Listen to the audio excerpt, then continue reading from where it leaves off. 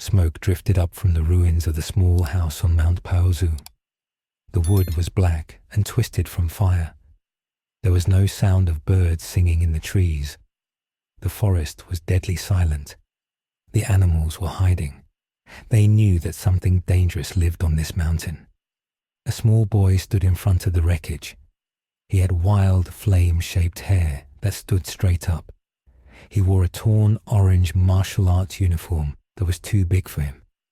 A brown tail flicked back and forth behind him like an angry cat. He looked down at a mound of fresh dirt. He had buried the old man there. The boy did not cry. There were no tears in his black eyes. He only looked annoyed. The old man named Gohan had been kind to him, but kindness was a weakness. The old man had tried to teach him manners and gentleness. He had tried to teach him to be a protector. But the boy knew deep down that he was not a protector. He was a conqueror. Last night, the full moon had risen. The boy remembered a red fog filling his mind. He remembered feeling true power for the first time since he arrived on this soft planet. He remembered crushing the house and the old man like they were made of dry leaves. Now the old man was gone. The boy was alone. He felt a strange pinch in his chest, but he pushed it down. He was a warrior. Warriors did not mourn the weak. He kicked a large boulder next to his foot. The rock shattered into pebbles with a loud crack. The boy scoffed. This world was made of cardboard. Everything broke too easily. He was bored. He was hungry. He needed a challenge. He sat down on a tree stump and crossed his arms. He tried to remember before the capsule brought him here. He remembered a deep voice calling him a prince. He remembered red lights and the feeling of cold space. But the memories were fading. It made him angry. He hated not knowing. He hated being stuck in these woods with nothing to fight but bears and tigers. They were too slow. They were boring. A sound cut through the silence. It was a high-pitched buzzing noise. It was getting closer. The boy stood up. His eyes narrowed. He sensed something approaching. It was not a beast. It was a machine. A small blue car sped around the curve of the dirt path. It kicked up dust as it drove. The boy did not wave. He did not smile. He saw an intruder entering his territory. He crouched low to the ground. His muscles tightened like steel cables. He launched himself into the air. He moved so fast he was just a blur. He landed on the hood of the moving car with a heavy thud. The metal hood crumpled under his small feet. The windshield shattered into 1,000 diamonds. The car spun out of control and crashed into a thick tree. Steam hissed from the broken engine. The boy stood on the wreckage without a scratch. He looked down through the broken glass. A girl with blue hair was inside. She was coughing and shaking. She looked terrified. The boy did not offer to help her. He did not ask if she was hurt. He ripped the car door off its hinges and threw it into the forest. He stared at the girl with cold eyes. He pointed a finger at her face. He did not ask who she was. He demanded to know if she had food or if she wanted to be destroyed. The girl froze.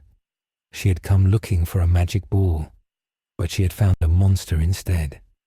The story of the Earth's greatest hero was gone. The story of its conqueror had begun. Bulma stared at the small boy standing on the wreckage of her car. She held a gun in her shaking hands. She pulled the trigger. The gun made a loud bang. The bullet flew straight at the boy's head.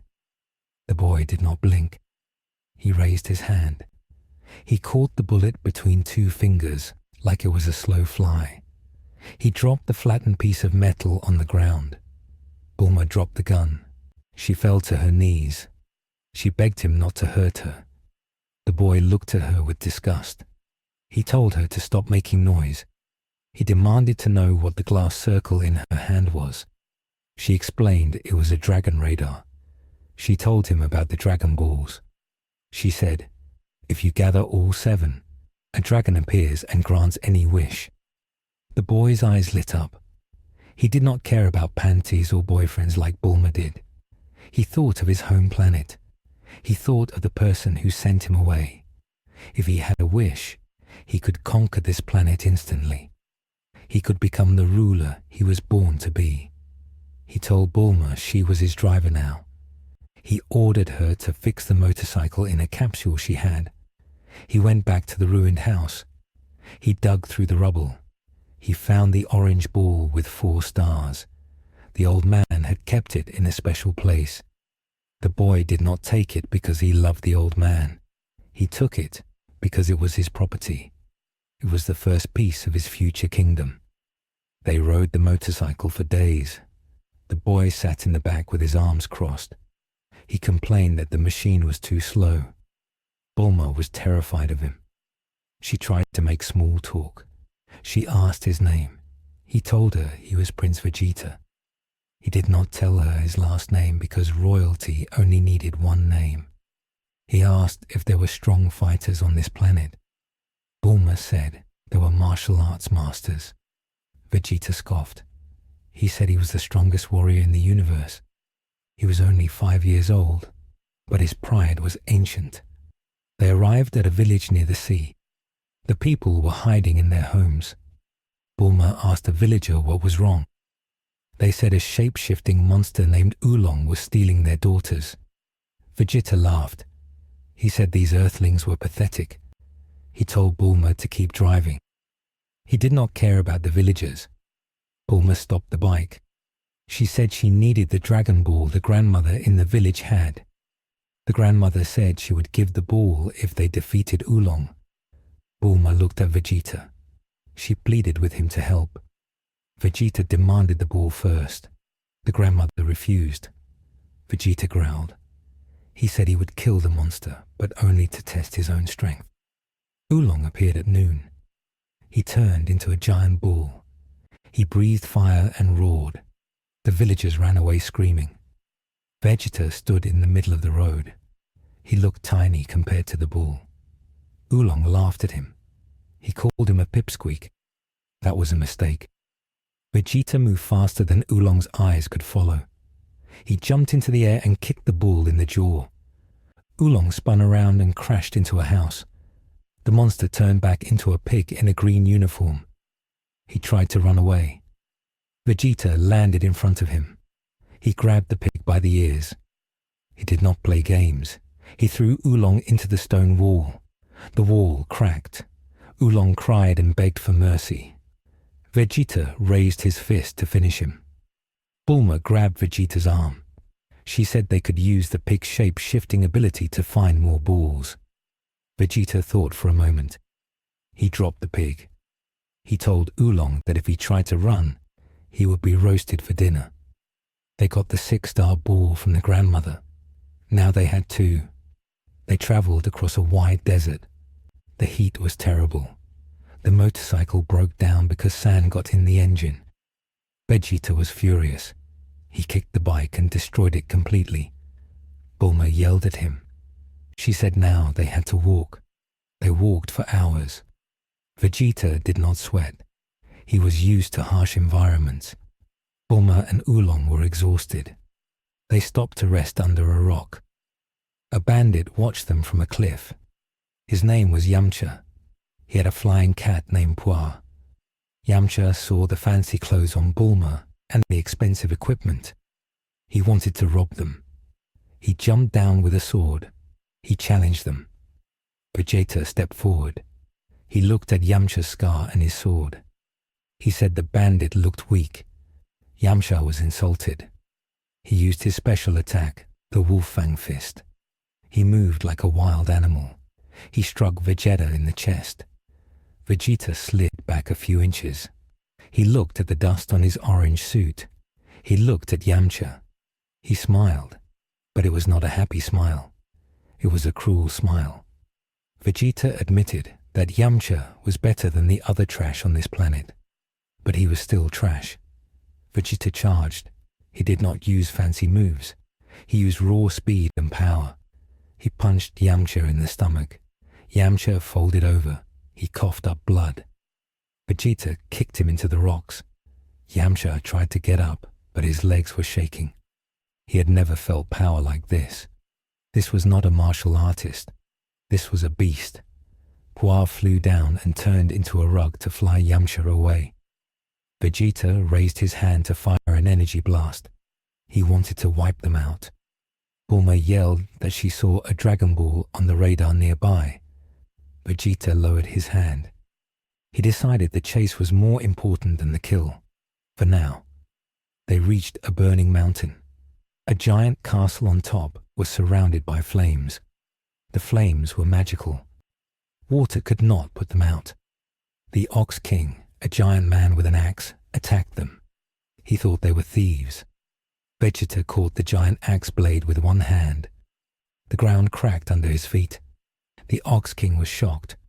He asked who this monster child was. Bulma showed the Dragon Ball. The Ox King stopped. He said his teacher, Master Roshi, could put out the fire.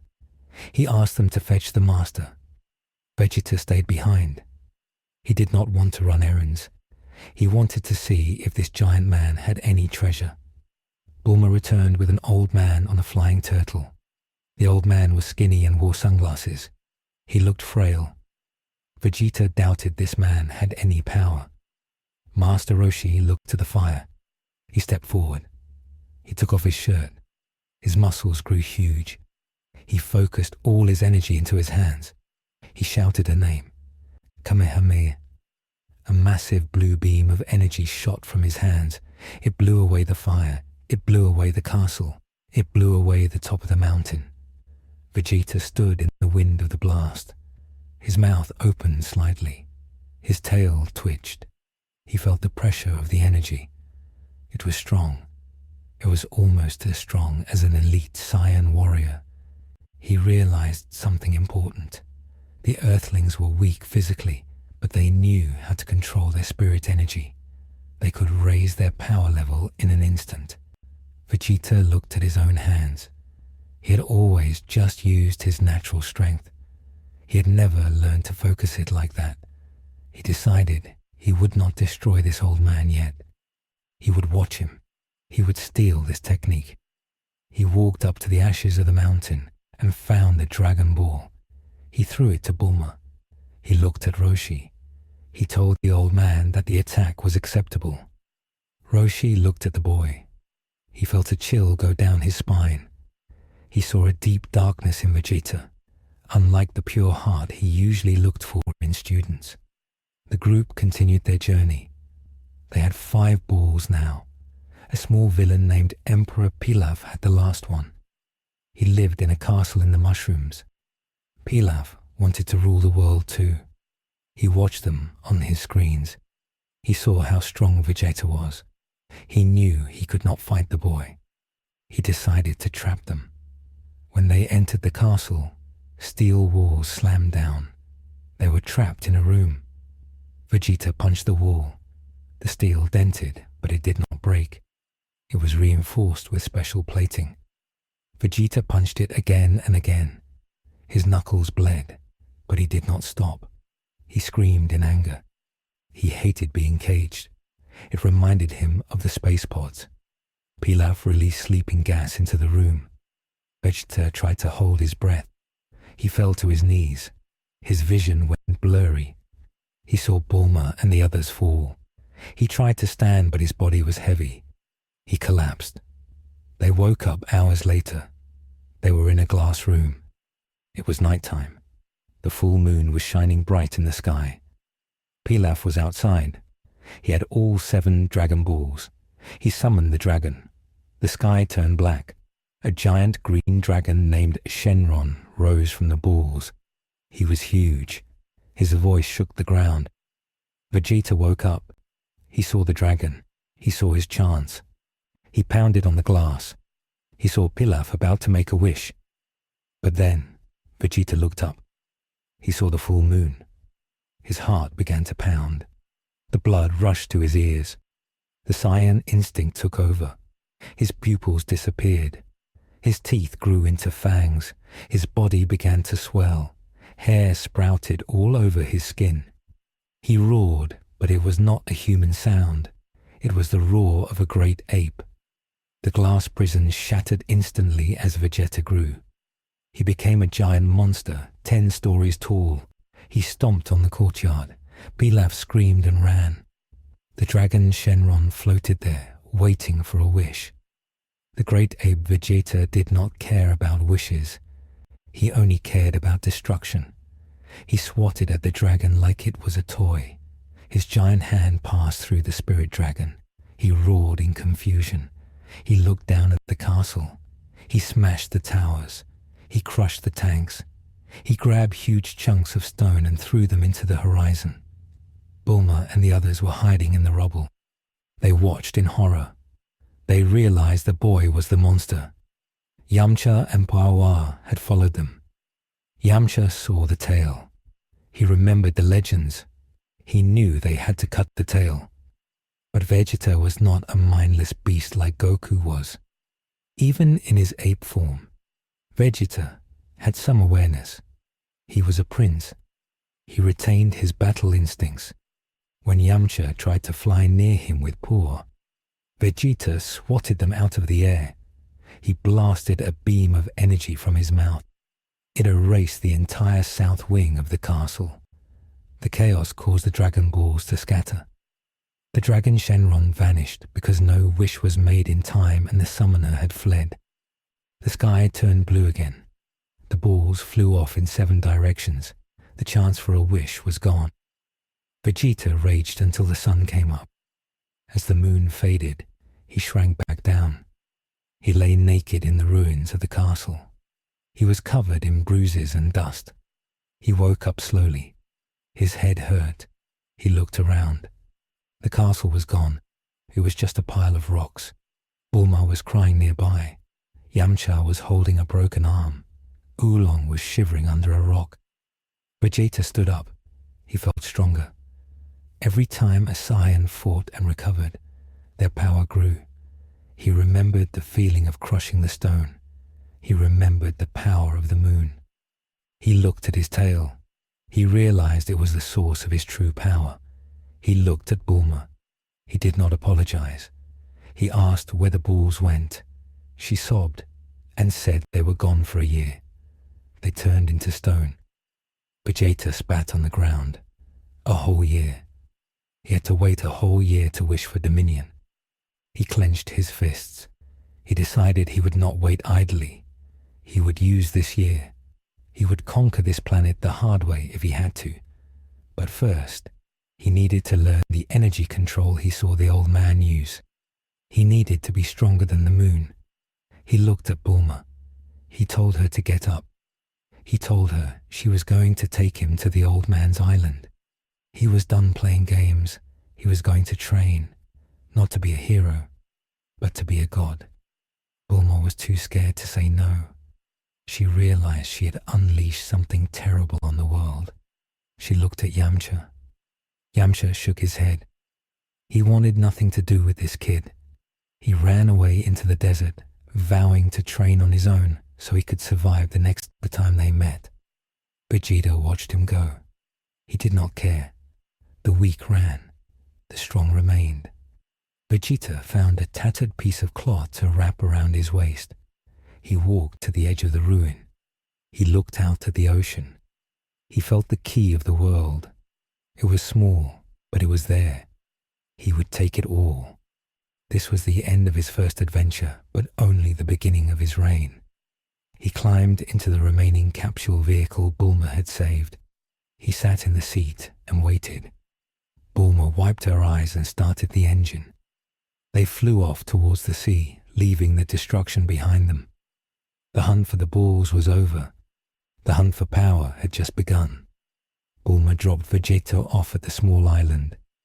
The house was pink and had words written on the side. It sat on a patch of sand in the middle of the endless ocean.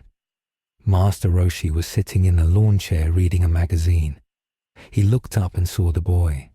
He felt the heavy pressure in the air immediately. This boy was not like normal children. He carried a shadow with him. Bulma did not stay long. She gave Roshi a capsule full of magazines and food. Then she got back in her plane. She told Vegeta she would see him in a year. She wanted to be far away from him.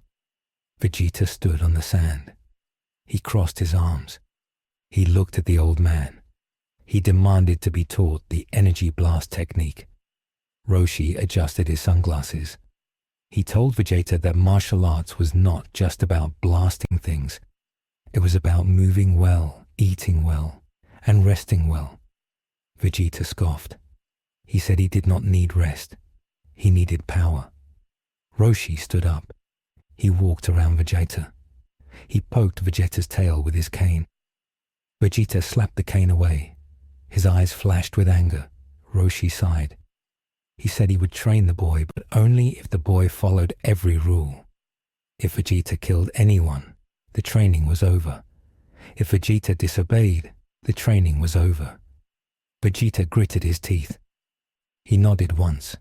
He would play the old man's game for now. The next day, a boat arrived. A small bald boy with 6 dots on his forehead jumped out. He was named Krillin. He had come from a temple in the east. He wanted to be strong to get girls. He saw Vegeta and laughed. He thought Vegeta looked funny with his wild hair. Krillin tried to bribe Roshi with dirty magazines. Roshi accepted them happily. He said they would be rivals. Krillin smirked at Vegeta. He challenged Vegeta to a race across the beach. Vegeta did not answer. He vanished. He appeared at the finish line instantly. The sand where he started was smoking. Krillin's jaw dropped. He realized he had made a mistake. This was not a normal rival. The training began. It was boring. Vegeta hated it. They had to deliver milk. In the canon timeline, Goku skipped and hopped. Vegeta ran in a straight line. If a tree was in his way, he punched it down. If a dinosaur attacked, he beat it unconscious. Roshi had to yell at him constantly. He told Vegeta to go around the obstacles. He told him to be like water, not a stone. Vegeta did not understand. Why go around when you can go through? But he did as he was told. He wore a heavy turtle shell on his back. It weighed 50 pounds. To Vegeta, it was light. He complained. Roshi changed the shell to one that weighed 200 pounds. Vegeta stopped complaining. He felt the strain. His muscles burned. He liked the burn. It meant he was evolving. Months passed. Vegeta and Krillin worked the fields. They dug with their hands. Krillin looked up to Vegeta with fear and awe. He tried to act like Vegeta's servant. He brought him water.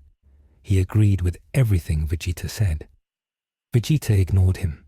He saw Krillin as a pebble, useful for practice, but easy to crush. One day, during a sparring match, Vegeta kicked Krillin too hard. Krillin flew into the ocean. He did not come up. Roshi dove in and pulled the boy out. He pumped water from Krillin's lungs. Roshi looked at Vegeta with serious eyes. He said that power without control is just a disaster waiting to happen. Vegeta looked at his hands. He realized that if he broke his toys, he would have nothing to play with. He decided to hold back. He learned to lower his power level. He learned to hide his strength. This was the most valuable lesson. Deception was a warrior's tool. The year ended. It was time for the World Martial Arts Tournament. They traveled to a large island city. The streets were packed with people. The noise was loud. The smells of food and sweat filled the air. Vegeta walked through the crowd. People bumped into him. He wanted to blast them all away. He kept his hands in his pockets. He focused on the goal. He wanted to test his new body. He wanted to show the world that a Saiyan prince walked among them.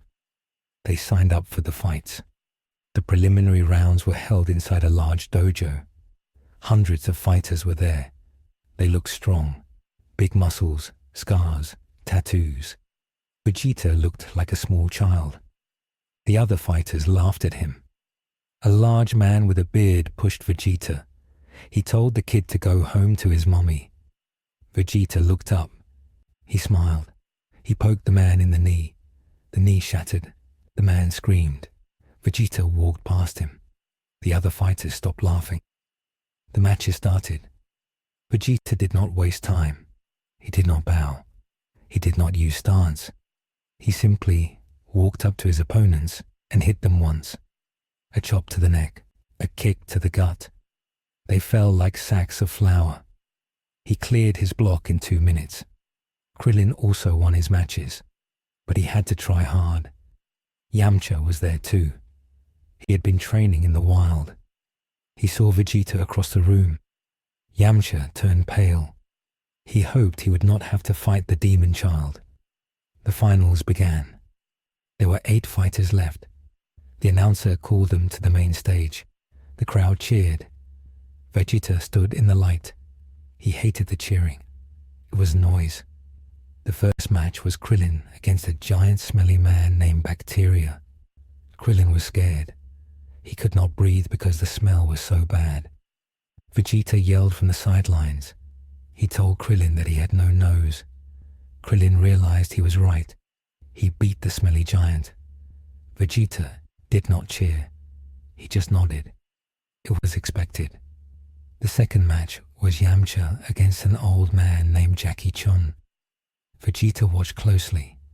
He recognized the smell of the old man. It was Master Roshi. He was wearing a wig and different clothes. Vegeta understood immediately. The old man wanted to test them in disguise. Vegeta scoffed. It was a foolish game. Jackie Chun defeated Yamcha easily. He used a wind attack to blow Yamcha out of the ring. The third match was a strange creature named Jiran. He was a dinosaur man who could fly. His opponent was an Indian fighter named Nam. Nam was strong, but Jiran played dirty. He spat sticky gum on Nam. Nam was trapped. Jiran threw him out. Now it was Vegeta's turn. He stepped into the ring against Jiran. The dinosaur laughed. He flew up high. He told Vegeta he would drop him from the sky. Vegeta didn't look up. He waited. Jiran dove down to attack. Vegeta jumped. He did not just jump. He launched himself like a rocket. He met Jiran in the air. He grabbed the dinosaur by the tail. He spun him around. He threw Jiran down into the tiles. The ring exploded. Dust filled the air. When it cleared, Jiran was stuck in a hole in the ground. He was unconscious. The crowd went silent. Then they screamed. They had never seen power like that from a child. The semi-finals went by fast. Jackie Chun defeated Krillin. He taught Krillin a lesson about being too confident. Vegeta fought Nam, who had returned for a consolation match because of a rule change. But it did not matter. Vegeta chopped Nam in the neck. Nam fell. Vegeta looked at Jackie Chun. The final battle was set. Teacher versus student. Earth's master versus the Prince of Saiyans. The sun was setting. The sky was orange and purple. The air was cool. Vegeta stood across from Jackie Chun. The old man looked serious. He did not make jokes. He knew that if Vegeta won this tournament, his ego would grow too large. He would become a tyrant. Roshi had to win. He had to show Vegeta that there is always someone stronger. The bell rang. Vegeta vanished. He appeared behind Roshi. He kicked. Roshi ducked. Roshi swept his leg. Vegeta jumped over it. They moved so fast the normal humans could not see them. They were just blurs of motion and the sound of fists hitting flesh. Bam, bam, bam. Vegeta landed a punch on Roshi's face.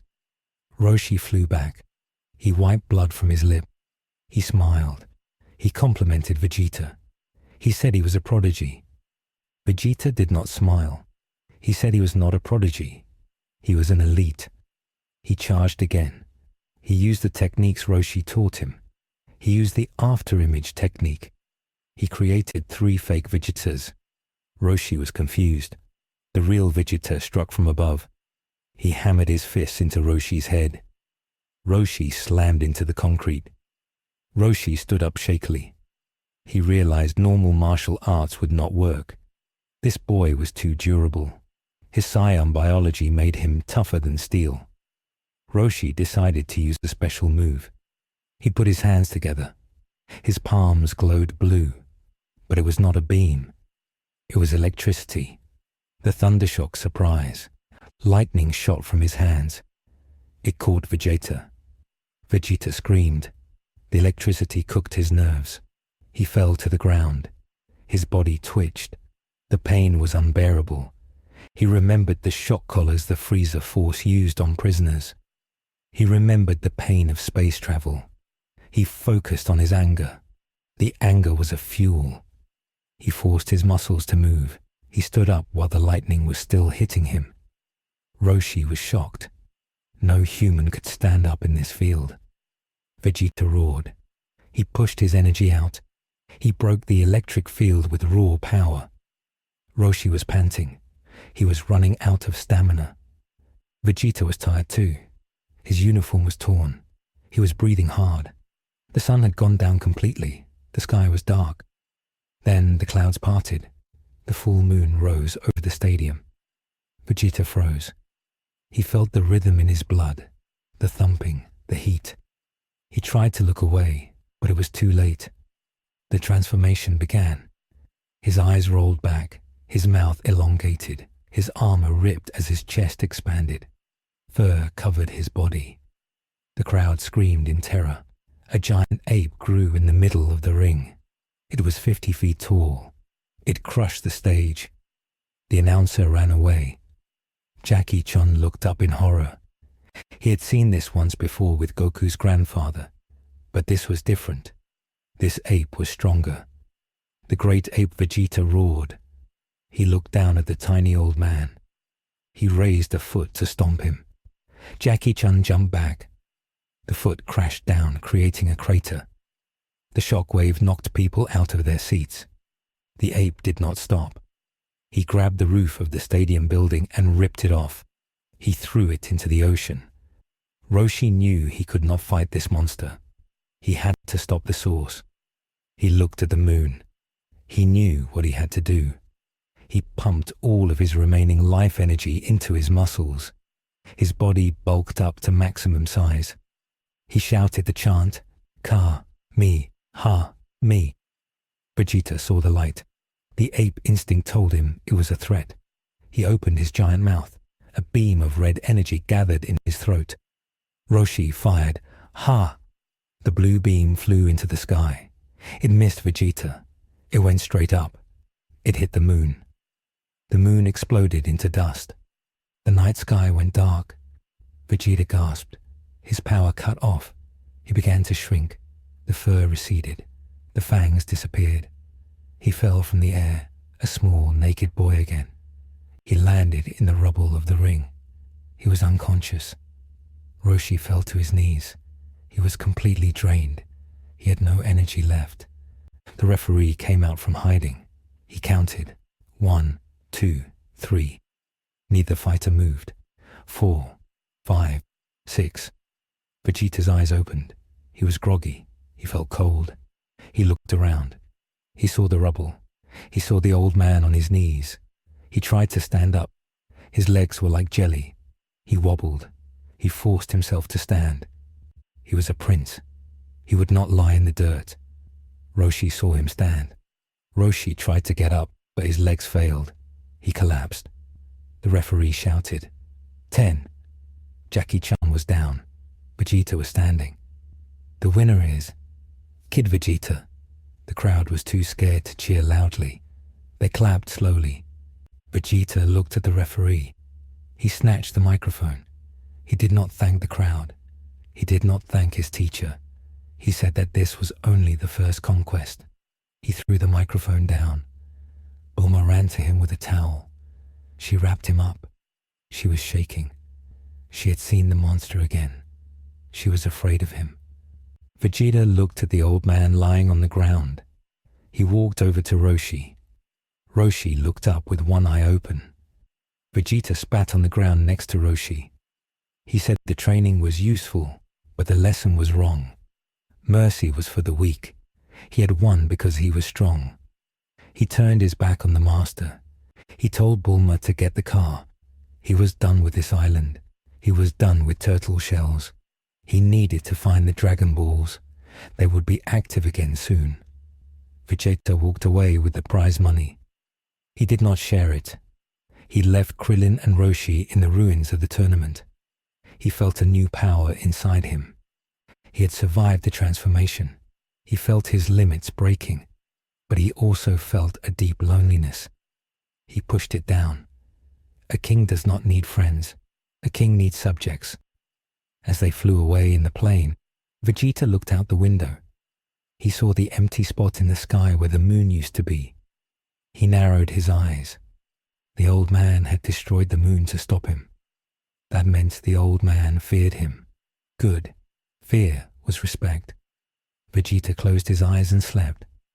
The first saga of his conquest was complete. The world knew his name now, but soon they would know his rule. Vegeta stood in the middle of a dense jungle. The air was hot and sticky. Bugs buzzed around his face. He swatted them away with a scowl. He hated this planet. It was dirty and soft. Bulma was sitting in the shade of a large fern, looking at the dragon radar. She complained about the heat.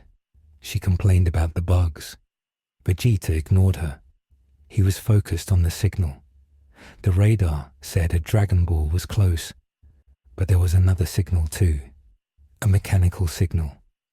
A group of soldiers in yellow uniforms stepped out of the bushes. They held machine guns. They had a red ribbon patch on their arms. The leader, a man named Colonel Silver, stepped forward. He told Vegeta to hand over the radar and any balls he had. He said the Red Ribbon Army owned everything in this zone. Vegeta looked at the soldiers. He looked at their guns. He started to laugh. It was a cold, dry laugh. He asked if they thought those toys could hurt him. Colonel Silver frowned. He ordered his men to fire. The jungle exploded with noise. Bullets flew like angry hornets.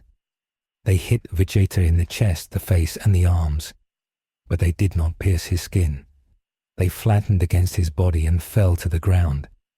The shooting stopped. The soldiers stared in disbelief.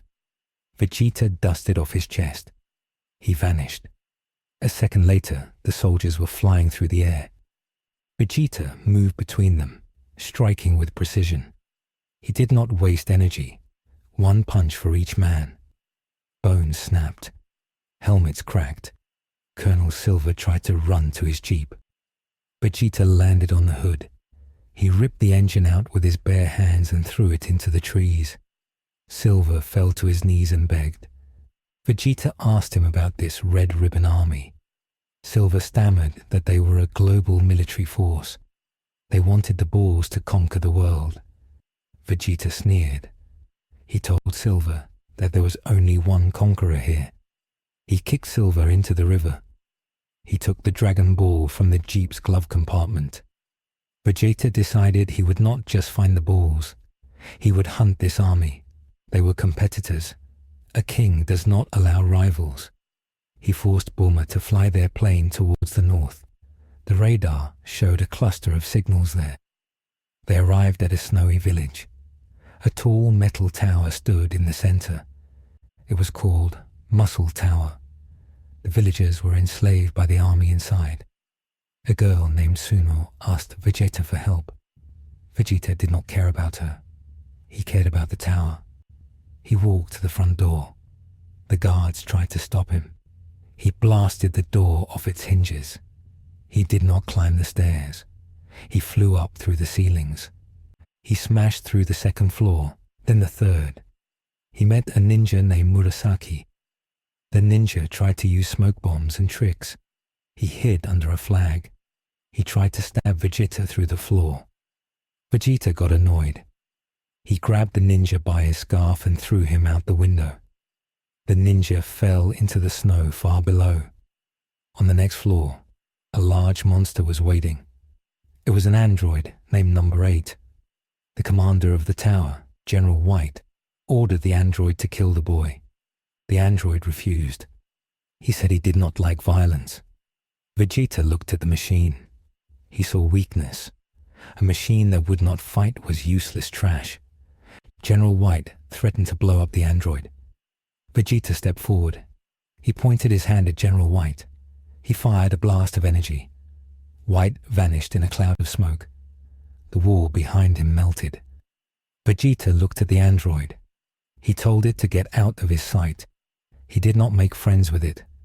He took the Dragon Ball and flew out the hole in the wall. The tower collapsed behind him as the structural supports failed. The Red Ribbon, Army High Command, was in panic. Their monitors showed one signal wiping out their bases. Commander Red, a very short man with an eye patch, slammed his fist on his desk. He yelled at his second-in-command, Officer Black. He said they needed to stop this boy. They called their best assassin. His name was Tao Pai Pai. Vegeta and Bulma traveled to the east. They landed near a pirate cave under the ocean. A general named Blue was there. Blue was a psychic. He was strong and vain. He met Vegeta in the dark caverns. Blue used his special eyes to paralyze Vegeta.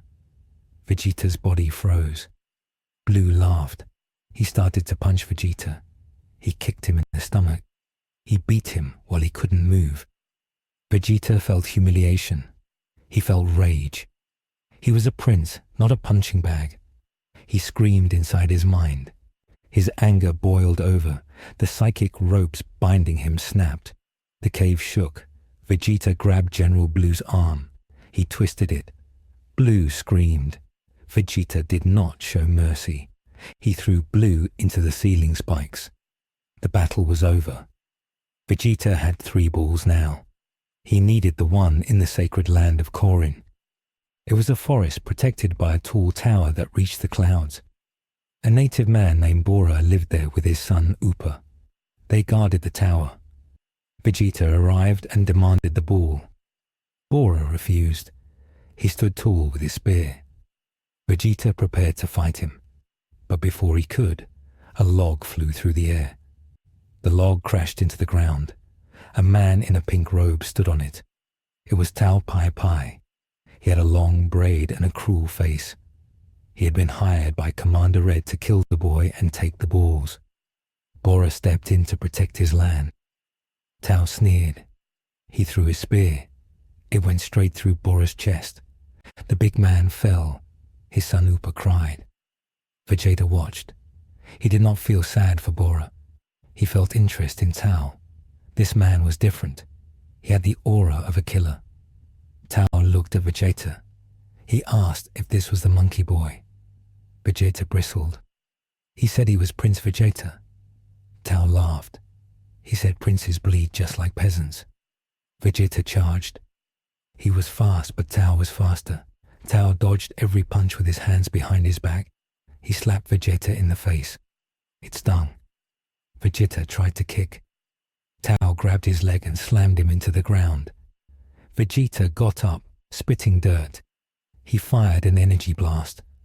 Tao shouted and deflected the blast with his bare hand. The explosion hit a tree. Vegeta was shocked. No human had ever blocked his Gallic gun. Tao got bored. He jumped into the air. He kicked Vegeta in the chest. Vegeta flew back and hit the base of the tower. He could not breathe. His ribs were cracked. Tao landed on Vegeta's chest. He pointed a finger at Vegeta's heart. He fired a Dodon ray. A beam of yellow heat pierced Vegeta's armor. It burned his skin. Vegeta blacked out. Tao took the bag of Dragon Balls. He thought the boy was dead. He threw the log into the air and jumped on it, flying away towards the Red Ribbon HQ. Vegeta woke up hours later. He was in pain. Upa was crying over his father's body. Vegeta checked his chest. The beam had hit the Dragon Ball he had tucked inside his armor. The ball had saved his heart, but he was badly burned. He felt something he had never felt before. Defeat. Total, crushing defeat. He clenched his fists. The dirt crumbled in his hands. He hated Tao. He hated his own weakness. He looked up at the tower. Legends said a master lived at the top, who could give strength. Vegeta stood up. He did not comfort the crying boy. He walked to the tower. He began to climb. He did not use his energy to fly. He was too weak, and he knew he needed to punish his body. He climbed for hours, then days. His hands bled. His muscles screamed. He did not stop. He drank rainwater. He ate birds that flew too close. He focused on the face of Tao Pai Pai. He climbed on hate alone. He reached the top. He climbed into a rounded room. A white cat with a walking stick was there. The cat was named Korin. Korin looked at the boy. He saw the darkness in him. He saw the pride. Vegeta demanded the sacred water that made people strong. Korin pointed to a bottle hanging on a cane. He said Vegeta could have it if he could take it. Vegeta lunged. Korin moved slightly. Vegeta missed. Vegeta tried again. Korin tripped him. Vegeta fell on his face. This went on for 3 days. Vegeta raged. He tried to blow up the tower. Korin simply tapped him on the neck and knocked him out. When Vegeta woke up, he realized force was not working. The cat was reading his movements. The cat was breathing differently. Vegeta sat still. He watched the cat. He mimicked the cat's breathing. He stopped wasting energy on anger. He started to move efficiently. He waited for the wind to shift. He waited for the cat to blink. On the 4th day, Vegeta moved. He did not telegraph his attack. He snatched the bottle. Korin smiled. Vegeta drank the water. It tasted like tap water. He looked at the cat. He felt cheated. Korin explained. The water was nothing. The climbing was the training. The trying to catch him was the lesson. Vegeta felt his body. It was lighter. His senses were sharper. He could hear the wind miles below. He could feel the key of the world. He dropped the bottle. He did not say thank you. He jumped out the window. He fell towards the earth. He did not fly.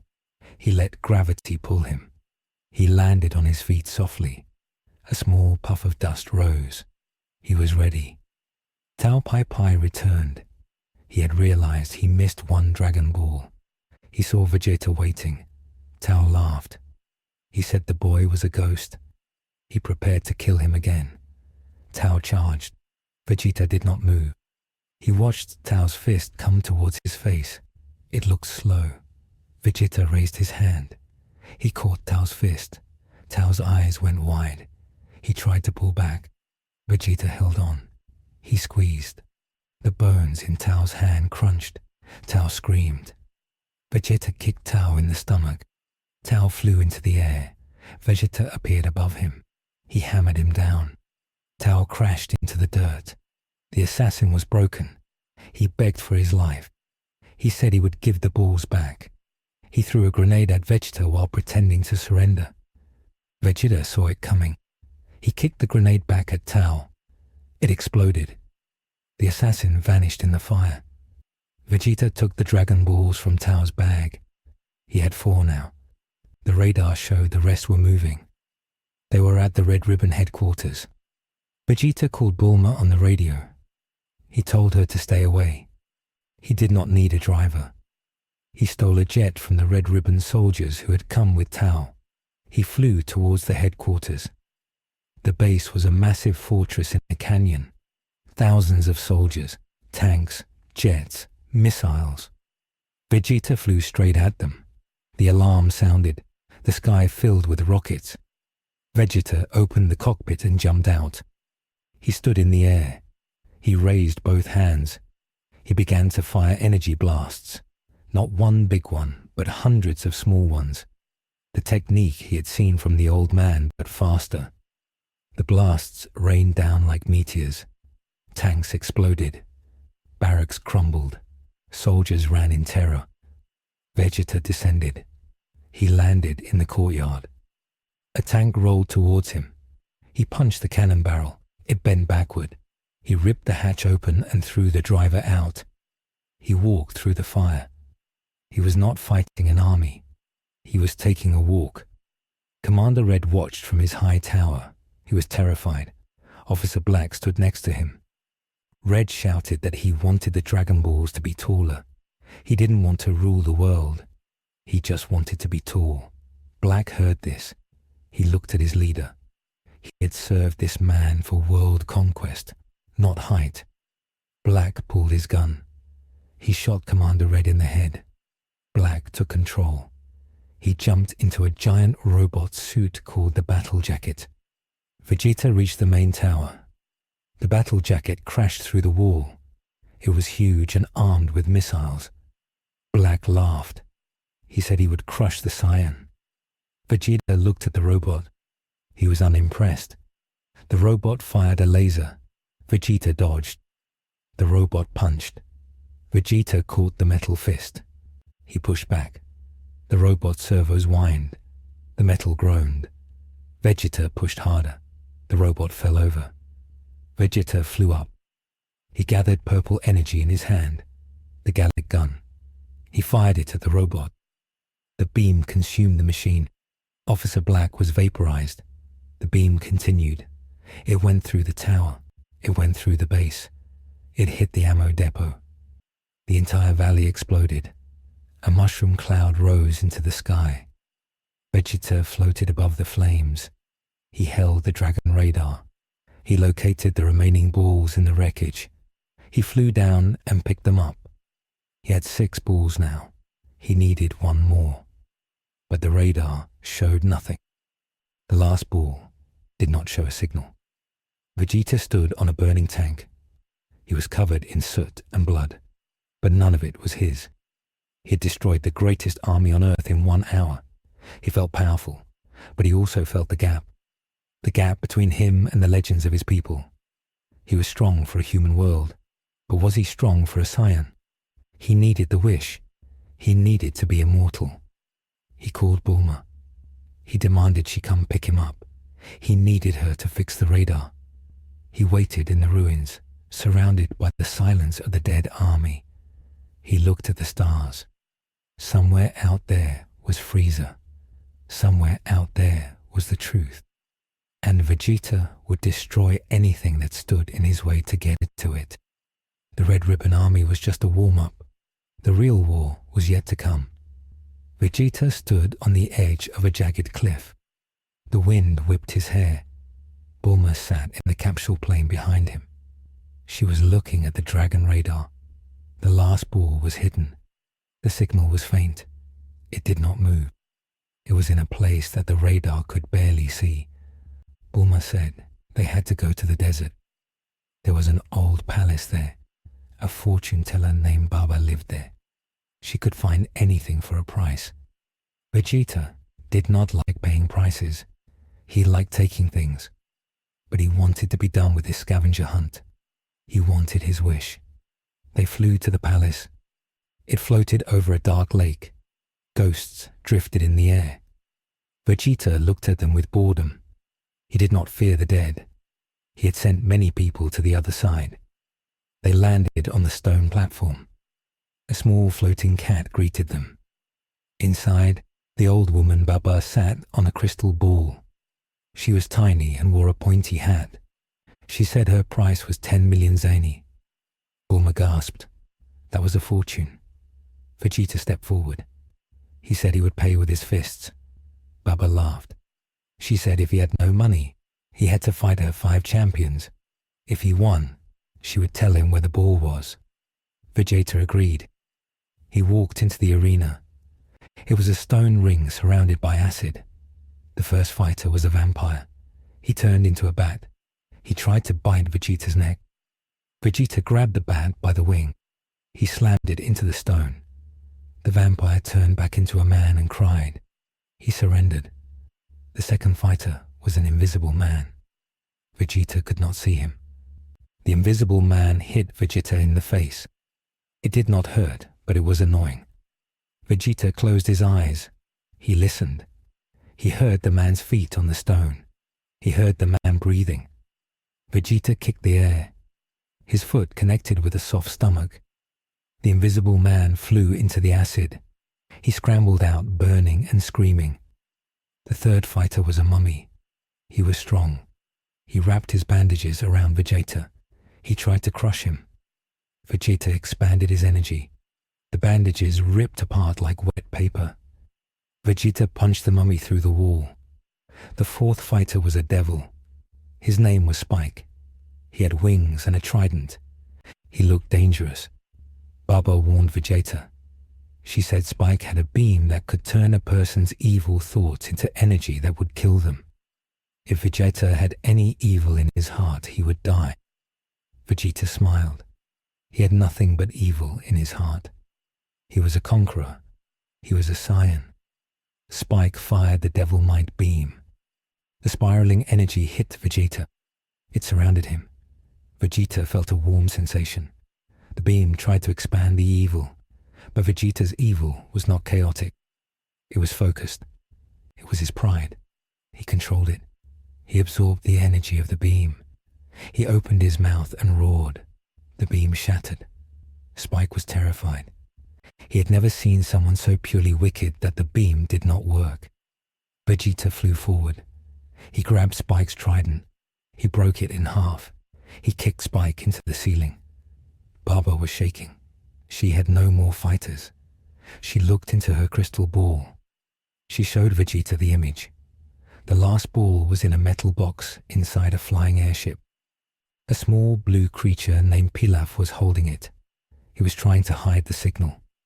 Vegeta recognized the creature. It was the same rat from the first adventure. Vegeta turned to leave. He did not say goodbye. He flew out of the palace. Bulma had to scramble to the plane to catch up. Pilaf was in a panic. He saw Vegeta coming on his radar. He knew he could not fight the boy. He had a secret weapon, a rice cooker with a magic seal. His ancestors had trapped a demon king inside it centuries ago. Pilaf thought if he released the demon would help him. He opened the seal. A cloud of black smoke poured out. The sky turned dark. Thunder crashed. An old green-skinned Namekian appeared. He was tall and wrinkled. He wore a symbol on his chest that meant demon. His name was King Piccolo. King Piccolo looked at Pilaf. He did not say thanks. He demanded to know why he was woken up. Pilaf pointed at the approaching jet. He said a monster boy was coming to kill them. Piccolo looked at the jet. He sensed a strong power. He decided to stretch his legs. He opened the hatch of the airship. He stepped out into the sky. Vegeta saw the green man. He stopped his jet. He hovered in the air. He looked at the old warrior. He sensed a different kind of energy. It was not like the humans. It was ancient and rotten. Vegeta asked if the green man had his ball. Piccolo laughed. His voice was like grinding stones. He said he was the king of demons. He demanded Vegeta bow down. Vegeta scoffed. He said there is no king but the Prince of Saiyans. Piccolo frowned. He spat an egg from his mouth. The egg hatched instantly. A winged green monster named Tambourine came out. Piccolo ordered Tambourine to kill the boy. Tambourine flew at Vegeta with high speed. He chopped at Vegeta's neck. Vegeta did not move. The chop hit his neck. It made a dull thud. Vegeta tilted his head. He asked if that was a massage. He grabbed Tambourine's arm. He ripped it off. Tambourine screamed. Vegeta fired a blast into the monster's face. Tambourine turned to dust. Piccolo's eyes widened. He had not expected that. He realized this boy was a true threat. He decided to fight himself. He charged up his energy. He flew at Vegeta. They clashed in the sky. The impact created a shock wave that pushed the clouds away. Vegeta punched Piccolo in the gut. Piccolo coughed purple blood. But Piccolo was tricky. He used his eyes to shoot lasers. He stretched his arms like rubber to grab Vegeta's legs. He slammed Vegeta into the Pilaf airship. The ship exploded. Vegeta fell towards the ground. He caught himself. He was angry. This old man was annoying. Vegeta flew up again. He prepared his Gallic gun. He was going to vaporize the demon, but Piccolo smiled. He held up the Dragon Ball. He threatened to crush it. If the ball broke, the wish was gone forever. Vegeta hesitated. In that second of hesitation, Piccolo attacked. He gathered all his energy into a wave, the explosive demon wave. He fired it point blank at Vegeta. The blast consumed Vegeta. It burned his armor. It burned his skin.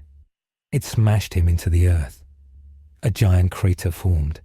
Vegeta lay in the dirt. He could not move. His body was broken. He looked up with one swollen eye. He saw Piccolo laughing. Piccolo flew down and took the bag of Dragon Balls from Vegeta's belt. He had all 7 now. He mocked Vegeta. He said the prince was nothing but a dead monkey. Piccolo flew away towards the king's castle to make his wish. Vegeta tried to scream, but only blood came out. He was dying. The rain began to fall. It washed the dirt over his wounds. He felt cold. He remembered his father. He remembered the planet Vegeta. He was going to die on this mud ball. It was pathetic. A fat man with a sword cut through the bushes. It was Yajirobe. He had been watching. He poked Vegeta with a stick. He thought Vegeta was dead. Vegeta groaned. Yajirobe jumped back. He saw the boy was tough. He decided to help him, mostly because he wanted to eat the dead dinosaur Vegeta had killed earlier. He dragged Vegeta to a cave. He made a fire. Meanwhile, King Piccolo attacked the king's castle in the capital city. He defeated the king's guard easily. He went to the terrace. He summoned the dragon Shenron. The sky turned black. The dragon appeared. Piccolo wished for eternal youth. The dragon's eyes glowed. Piccolo's skin became smooth. His muscles grew. He became young and powerful again. He felt the surge of magic. The dragon asked if there was anything else. Piccolo smiled. He aimed his hand at the dragon. He fired a massive energy blast. Shenron screamed. The dragon was blown apart. The 7 balls turned into stone rocks. They did not fly away. They fell to the ground, lifeless. Piccolo laughed. He had killed the dragon. No one could ever undo his wish. No one could ever stop him. He declared himself the ruler of the world. He went on television. He said he would destroy one sector of the world every year to celebrate his rule. The people of Earth panicked. Vegeta woke up in the cave. He smelled meat cooking. He ate the food Yajirobe gave him. He healed slowly. His Saiyan blood was working. The near-death injury had triggered a Zenkai boost. He felt his power rising, but he knew it was not enough. The old Piccolo had beaten him with tricks and power. The young Piccolo would be unstoppable. Vegeta needed a shortcut. He remembered the cat tower. He remembered the legend of the ultra-divine water. Korin had warned him it was poison. But Vegeta did not care. He needed to break his limits. He forced Yajirobe to fly him back to the tower. He climbed it again. It was easier this time.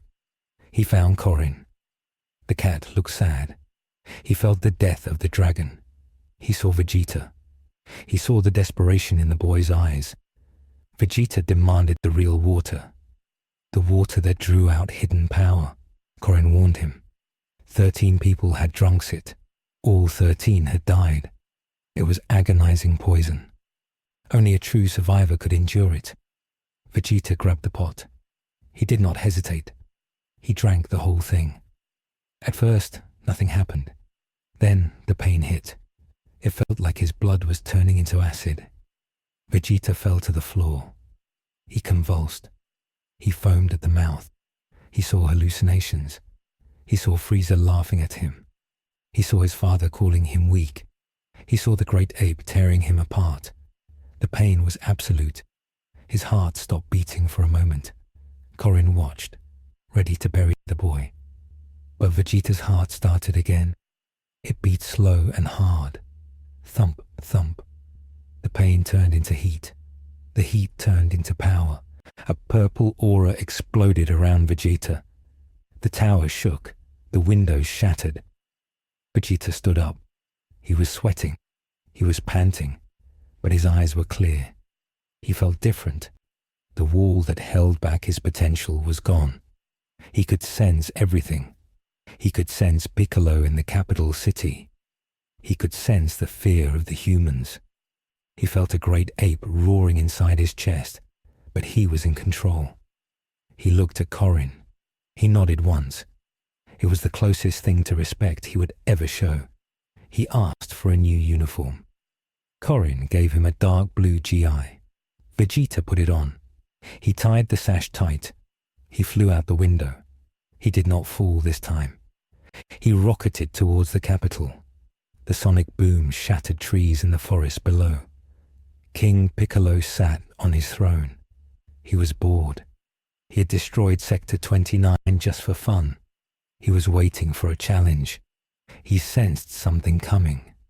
A fast signal. It was familiar, but much stronger. He stood up. He walked to the balcony. Vegeta stopped in the air above the castle. He looked down at the young Demon King. Piccolo looked up. He recognized the spiky hair. He was surprised. The boy should be dead. Piccolo laughed. He said the zombie had come back for a second burial. Vegeta didn't speak. He raised his hand.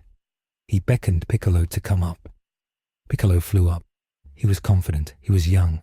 He was at his peak. He punched at Vegeta. Vegeta caught the fist. The air exploded around them. Piccolo's eyes widened. Vegeta squeezed. Piccolo's hand crushed. The demon shouted and pulled back. He tried to kick. Vegeta blocked it with his knee. The bone in Piccolo's shin cracked. Vegeta began to beat him. It was not a fight. It was a dismantling. Vegeta punched him in the face, the stomach, the chest. Piccolo could not track his movements. Vegeta was too fast. Piccolo grew giant. He became as tall as a building. He thought size would help. Vegeta flew into the clouds. He dove down like a meteor. He punched Piccolo in the stomach. The giant demon shrank back down, vomiting purple blood. Piccolo was terrified. He realized he was losing. He decided to use his final resort. He gathered every ounce of energy he had. He decided to blow up the entire city. He charged the attack. His body glowed bright light. He screamed that he would take everyone with him. Vegeta watched. He did not panic. He focused his energy. He remembered the lesson from Roshi. Control, focus, tighten the spirit. He gathered purple energy in his hand, but he did not fire a beam. He concentrated the energy around his fist. It became a glove of pure destructive power. Piccolo fired his wave. Vegeta flew straight into it. The energy washed over him, but his aura protected him. He cut through the blast like a knife through water. He reached Piccolo. He drove his energy fist straight through Piccolo's chest. There was a wet crunch. Vegeta flew out the other side of the demon's back. Piccolo froze. A giant hole was in his torso. He looked at Vegeta. He could not believe a human could do this. Vegeta turned around. He told Piccolo he was not a human. He was a Saiyan. Piccolo gasped. With his dying breath, he spat out an egg. He threw it far away into the wastelands. It was his reincarnation. His son, Ma Jr. Then the Demon King exploded. He turned into dust and vanished. Vegeta floated in the air. The battle was over. The city was saved. But Vegeta did not care about the city. He looked at the stone dragon balls scattered in the ruins of the castle. They were useless rocks now. Shenron was dead. His wish was gone. He screamed. It was a scream of pure frustration. He had won the battle but lost the war.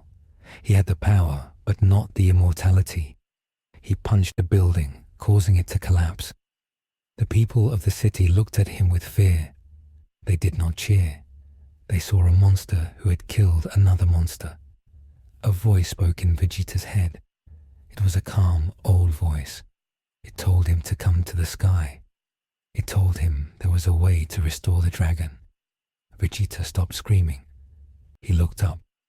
He saw a red pole extending from Korin's tower high above the clouds. The voice came from there. Vegeta flew up. He went past the tower. He went past the clouds. He saw a floating temple. It was the lookout. A black man named Mr. Popo was watering flowers. An old green alien who looked like Piccolo stood there. It was Kami, the guardian of Earth. Vegeta landed. He looked at Kami. He prepared to fight. Kami raised his hand. He said he was not an enemy. He was the other half of Piccolo. He said he could revive the dragon, but only if Vegeta promised to train with him. Kami saw the darkness in Vegeta, but he also saw that Vegeta was the only protector Earth had left. Goku was not here. The humans were too weak. He had to trust this violent child. Vegeta looked at the old god. He sensed Kami's power. It was high, magic power. Vegeta narrowed his eyes. He asked if Kami could make him strong enough to kill a tyrant in space. Kami nodded.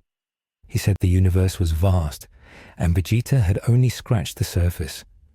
Vegeta uncrossed his arms. He agreed. He would stay on this floating rock. He would learn their magic. He would fix the dragon. And then, when he was ready, he would leave this planet and take his throne. Kami revived Shenron. The dragon appeared. The sky went dark. Vegeta watched. He did not make his wish for immortality yet. He realized he was still growing. If he wished now, he might stop getting stronger. He decided to wait. He let Bulma wish for her friends to be revived. Krillin, Roshi, and the others came back to life. Vegeta did not care. He walked into the hyperbolic time chamber at the back of the lookout. He shut the door. The gravity increased. The heat rose. Vegeta smiled. This was hell. It was perfect. Years passed on the lookout. Vegeta grew up. He became a teenager. He wore the weighted clothes of the Guardian. He learned to sense energy across the galaxy. He learned to hide his presence completely. He became calm. His anger was no longer a fire that burned wild. It was a cold blade kept in a sheath. He was ready for the next level. He was waiting for the day the sky would open and his past would come to find him. Back on the ground, a green child hatched from an egg in the wasteland. He grew fast. He had all the memories of the Demon King. He hated Vegeta. He trained in the shadows. He vowed that one day he would kill the Saiyan Prince. And far away, in deep space, a scouter beeped. A transmission from a dead soldier named Raditz had finally been processed by the central computer. It showed coordinates for a planet called Earth. A man with wild hair and a scar on his cheek looked at the screen. He was Bardock. He had not died. He had been on a mission when his planet was destroyed. He was searching for his son Kakarot, but the coordinates were not for Kakarot. They was for the prince. Bardock frowned. He adjusted his course. He was coming to Earth. The rain fell hard on the tiles of the Papaya Island Arena. It was the final match of the 23rd World Martial Arts Tournament. The crowd was silent. They were soaked and shivering, but no one left. They were watching a battle of gods. On one side stood Ma Jr. He was tall, green, and wore a white turban and cape. He was the reincarnation of the Demon King Piccolo. He radiated pure hatred. On the other side stood Vegeta. He was 18 years old now. He was short, but built like a statue of iron. He wore a dark blue bodysuit and white gloves. He did not smile. He did not pose. He stood with his arms crossed, waiting. The referee shouted to begin. Ma Jr. moved first. He stretched his arm across the ring. It snapped like a whip. Vegeta did not dodge. He caught the green wrist. He pulled. Ma Jr. flew towards him. Vegeta met him with a knee to the chest. The impact sounded like a cannon shot. Ma Jr. gasped. He grew his arm back to normal size and spun around, firing a beam of yellow energy from his eyes. Vegeta tilted his head. The beam singed his hair. He raised his hand. He fired a small blast of Kai. It hit Ma Jr. in the shoulder. Purple blood sprayed on the wet tiles. Ma Jr. screamed in rage. He had trained for 3 years to kill this Saiyan. He tore off his weighted cape and turban. They crashed through the floor. He moved faster now. He disappeared. He appeared behind Vegeta. He kicked. Vegeta blocked without looking. They fought in the air. To the normal humans, they were just shockwaves in the rain. Boom, boom, boom. The clouds parted around them. Piccolo grabbed Vegeta's face. He dove towards the ground. He smashed Vegeta's head into the tiles. The ring shattered. Debris flew everywhere. Piccolo stood over the hole, panting. He laughed. He thought he had won. But the rubble began to float. A purple aura rose from the pit. Vegeta floated up. He was bleeding from his forehead, but he looked bored. He dusted off his shoulder. He told Piccolo that was a decent massage. Piccolo's eyes widened. He realized the gap between them was still too big. Vegeta had trained with God. He had mastered the spirit. Vegeta decided to end it. He vanished. He appeared in front of Piccolo. He punched the demon in the stomach. Piccolo doubled over. Vegeta kicked him in the chin. Piccolo flew up. Vegeta flew above him. He clasped his hands together. He hammered Piccolo down. The demon crashed into the dirt outside the ring. The referee counted. 1, 2, 3. Piccolo did not move. The winner was Vegeta. The crowd cheered, but their voices were weak. They were afraid of him. Vegeta landed. He looked at the unconscious demon. Kami, disguised as a human named Hero, walked up to Vegeta.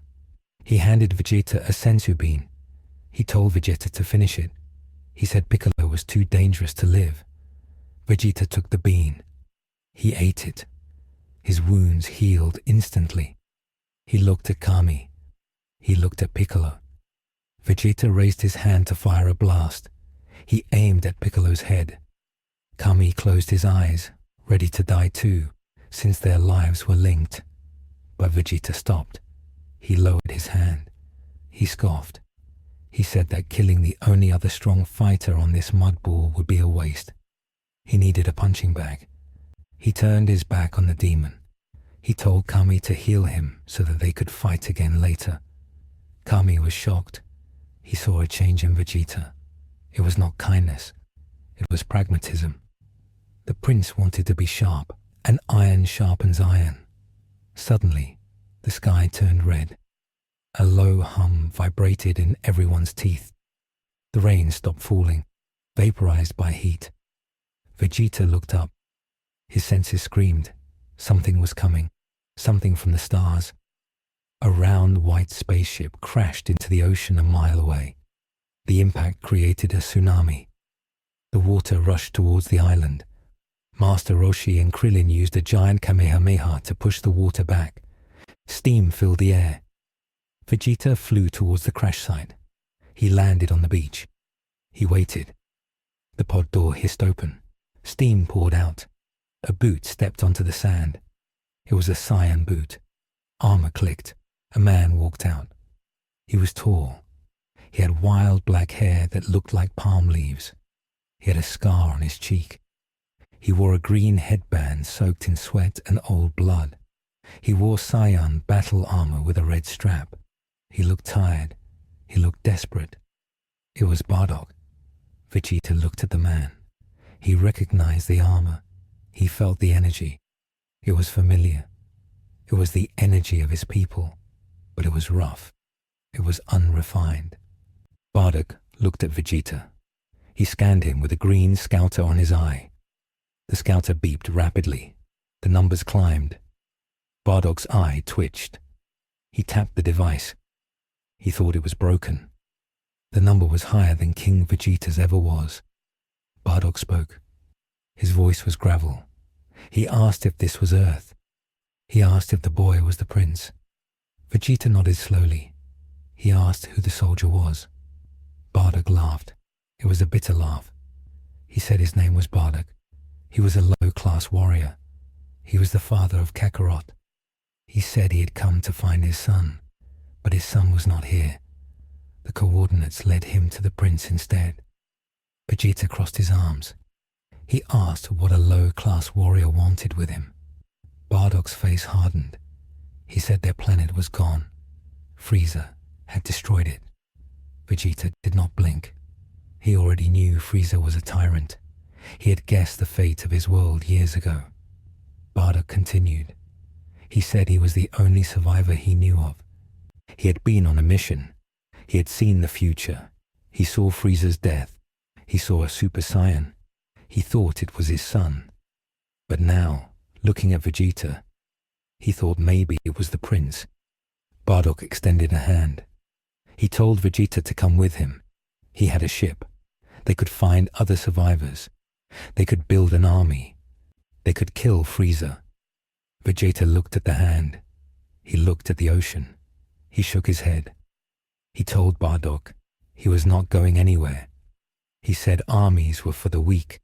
He said he would kill Frieza himself, but on his own terms. He would not run around space like a refugee. He ruled this planet. This was his training ground. Bardock grew angry. He shouted that this was not a game. He said Frieza would come here eventually. He said they needed to strike first. He called Vegeta a spoiled brat who didn't understand war. Vegeta's eyes flashed. He uncrossed his arms. He told Bardock to mind his tongue. He was speaking to royalty. Bardock snapped. He was a soldier who had lost everything. He did not care about titles anymore. He lunged at Vegeta. He threw a punch meant to knock the boy out so he could drag him to the ship. Vegeta did not move his feet. He caught Bardock's fist. The ground cracked under them. Bardock was strong. His power was raw and violent. He had survived thousands of battles. But Vegeta was different. Vegeta had technique. Vegeta twisted Bardock's arm. He threw the older Saiyan into a cliff face. Bardock exploded out of the rocks. He fired an energy wave. It was blue and wild. Vegeta swatted it away with the back of his hand. It exploded in the water. Vegeta walked forward. He told Bardock that his style was sloppy. He relied too much on anger. On Earth, they learned to control the flow. Bardock roared. He powered up. His aura flared white. He flew at Vegeta. They clashed on the beach. Sand turned to glass under their feet. Bardock punched Vegeta in the face. Vegeta's head snapped back. He tasted blood. He smiled. This was a real Saiyan fight. It was different than fighting Piccolo. It was heavy. Vegeta countered. He hit Bardock in the gut. He used the internal destruction technique he learned from Kami. Bardock coughed blood. He fell to his knees. He looked up at the prince. He saw the cold eyes. He realized the boy was not soft. The boy was a monster, a disciplined monster. Suddenly, 2 more sonic booms tore through the sky. 2 more pods crashed into the island. They landed behind Bardock. The doors opened. 2 large figures stepped out. One was huge and bald. He had a mustache. It was Nappa. The other was smaller with long hair down to his waist. It was Raditz. They were wearing Frieza Force armor. They were clean. They were not refugees. They were hunters. Nappa laughed. He rubbed his bald head. He said the scouter signal was right. They found the traitor Bardock and the little prince in the same spot. Raditz looked at Bardock. He looked nervous. That was his father. But Raditz was loyal to the strongest. He was loyal to Frieza. Vegeta stopped fighting Bardock. He looked at the newcomers. He recognized Nappa. Nappa was his attendant when he was a baby. He looked at Raditz. He saw the resemblance to Bardock. Vegeta understood the situation instantly.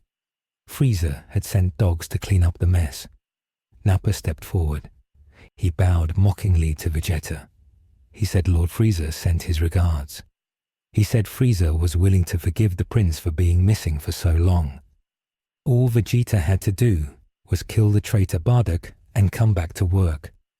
Nappa said there were planets to conquer. The pay was good. Vegeta looked at Nappa.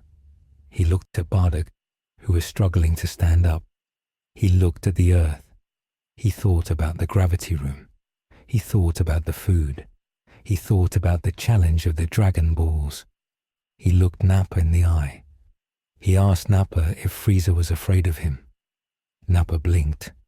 He laughed louder. He said Frieza was the emperor of the universe. He wasn't afraid of a monkey. Vegeta smiled. It was a cruel smile. He said Frieza should be, because the Prince of Saiyans does not take orders. He pointed at Nappa. He told him to leave his planet, or be buried in it. Nappa stopped laughing. His face went red. He said he would have to beat some manners into the boy. He told Raditz to handle his father.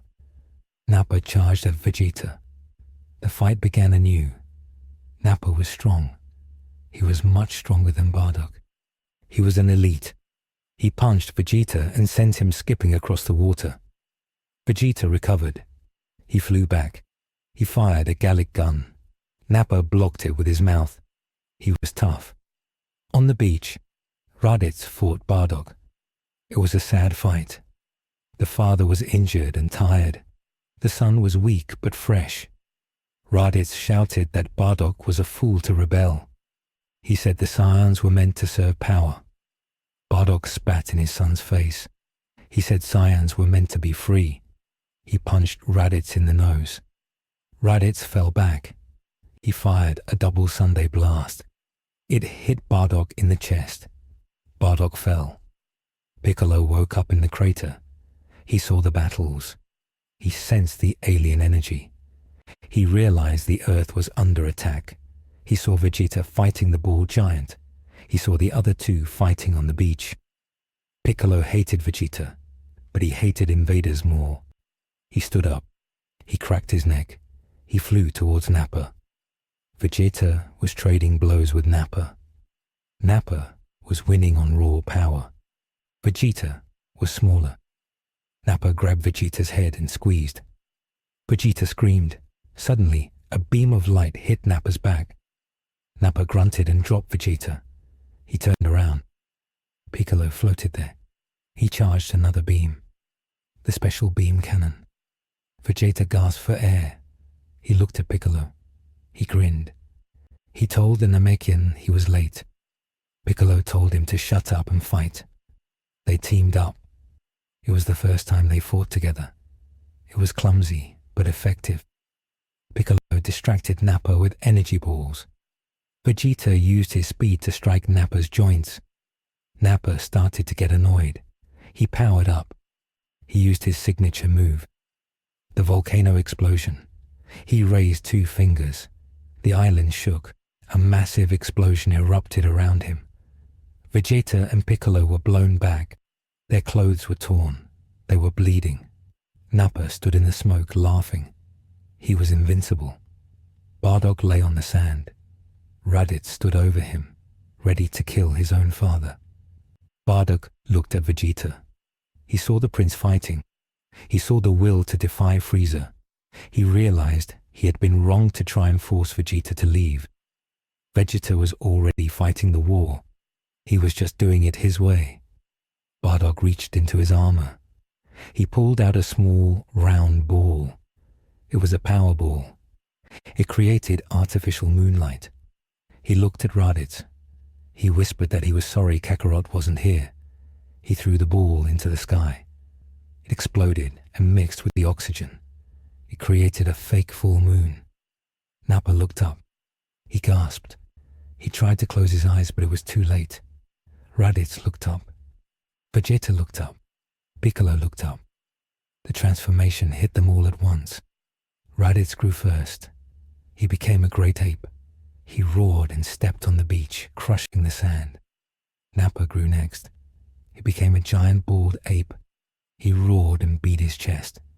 The sound shattered windows in the city miles away. Vegeta felt the pulse. He had not transformed in years.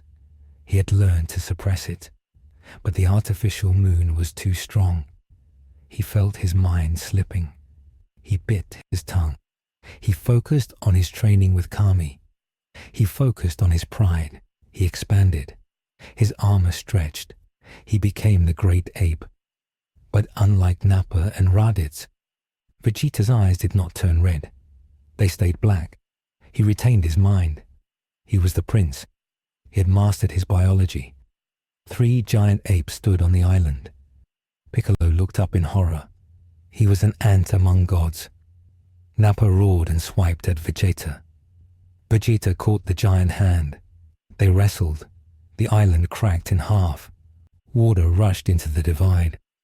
Raditz, a mindless beast, attacked everything. He tried to stomp on Bardock. Bardock rolled away. He was too injured to transform. He had lost his tail years ago in a war. Vegeta spoke. His voice was a deep rumble that shook the clouds. He told Nappa to kneel. Nappa was confused. His instinct was to destroy, but the voice of the Alpha confused him. He hesitated. Vegeta did not hesitate. He used his giant size to execute a martial arts move. He swept Nappa's legs. The giant bald ape fell into the ocean. The splash was a tidal wave. Vegeta turned to Raditz.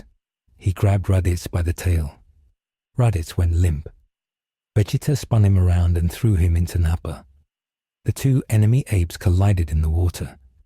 Vegeta opened his mouth. He gathered energy. It was not a wild blast. It was a focused beam. A super Gallic gun. He fired it at the artificial moon. The ball exploded. The light faded.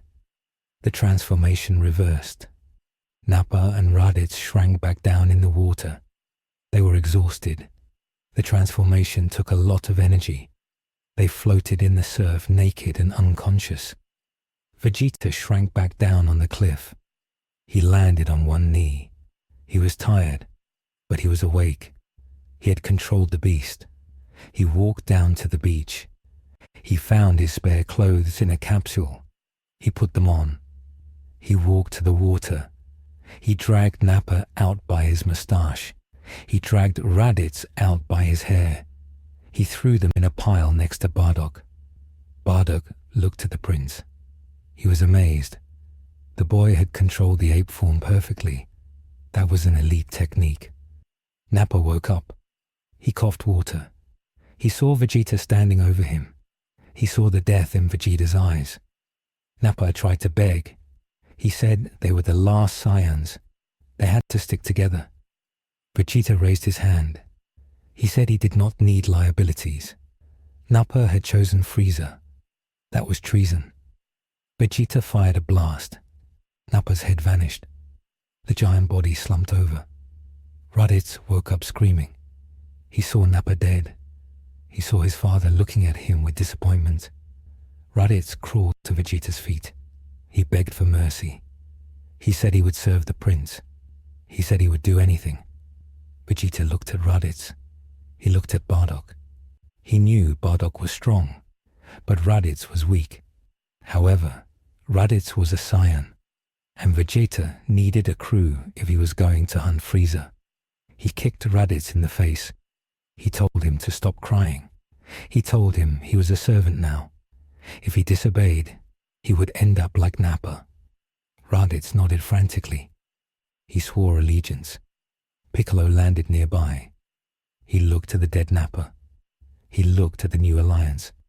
He realized the power dynamic of Earth had shifted forever. The Saiyans were not invaders anymore. They were residents, and Vegeta was their king. Vegeta turned to the horizon. The storm had cleared. The sun was rising. He spoke to Bardock. He said they would fix the ship. They would use the gravity chamber. They would train. And when they were ready, they would go to Namek. Bardock asked why Namek. Vegeta smiled. He said Nappa's scouter had an open channel. He heard Frieza's orders before they landed. Frieza was going to Namek to find their Dragon Balls. He wanted immortality. Vegeta clenched his fist. He said Frieza would not get it. The wish belonged to him. Bardock stood up. He felt a spark of hope. This boy was arrogant. He was cruel. But he was strong. He was the leader they needed. Bardock saluted. Vegeta walked away. He did not look back. He had saved the Earth, but he had not done it for the humans. He had done it to protect his territory. The Earth was his launch pad. The universe was his target. The age of Goku never happened. This was the age of Vegeta, and the galaxy would tremble. Years later, historians would not call this the Golden Age of Heroes. They would call it the Age of Iron. The Earth did not enjoy a long peace after the invasion. It became a fortress. The Capsule Corporation changed from making cars and capsules to making weapons and gravity chambers. Bulma Briefs did not have time for romance or parties. She worked 18 hours a day. She had heavy bags under her eyes. She built the ships because she was afraid. She knew that if she stopped being useful, the prince might leave her planet to burn. She was the mechanic of the Empire now. The lookout above the clouds was no longer a holy place. It was a barracks. Bardock and Raditz lived there. They trained until the floor tiles cracked. Raditz had scars all over his body now. He was not the coward he used to be. Fear of Vegeta was a better teacher than any master. Bardock was silent most of the time. He missed his wife. He missed the idea of the son he never found. But he accepted the reality. He was a general again. He drilled the humans. Krillin, Tien, and Yamcha were not friends who laughed together. They were soldiers who marched in line. They learned to kill, not to compete. The joy of martial arts was dead. The Turtle School philosophy of play and rest died with the arrival of the Saiyans. Now there was only the Saiyan way. Power was the only truth. Vegeta stood on the ramp of the new spaceship. It was a massive silver vessel built to travel to Namek in a week. He looked out at West City. He felt no love for the people living there. He felt only ownership. It was his resource depot. He checked his scouter. His power level was suppressed, but underneath it was boiling. He had surpassed his father. He had surpassed the elite. But the shadow of Frieza still hung over him like a dark cloud. He knew that to be truly free, he had to be the strongest thing in existence. Piccolo floated down to join him. The Namekian did not speak. He was an ally by necessity, not by choice. There was no trust between them, only the mutual desire to not die. They were a team of killers bound by a common enemy. The engines roared, the ground shook. Dust covered the capsule house where Bulma watched from the window. She did not wave goodbye. She just watched the monsters leave. The ship shot into the sky. It broke the atmosphere in seconds. It left a trail of fire in the sky. In the void of space, Vegeta sat in the command chair. He looked at the stars. Somewhere out there, a white lizard sat on a hover chair drinking wine. Frieza believed he was the end of history. Vegeta clenched his gloved fist. He knew the truth. This was not a story of a hero who saves the world with a smile. This was a story of a king who conquers the world with a fist. The Earth was safe, but its soul was cold. The spaceship vanished into hyperspace, heading towards the green planet where wishes were waiting. The war for immortality had begun.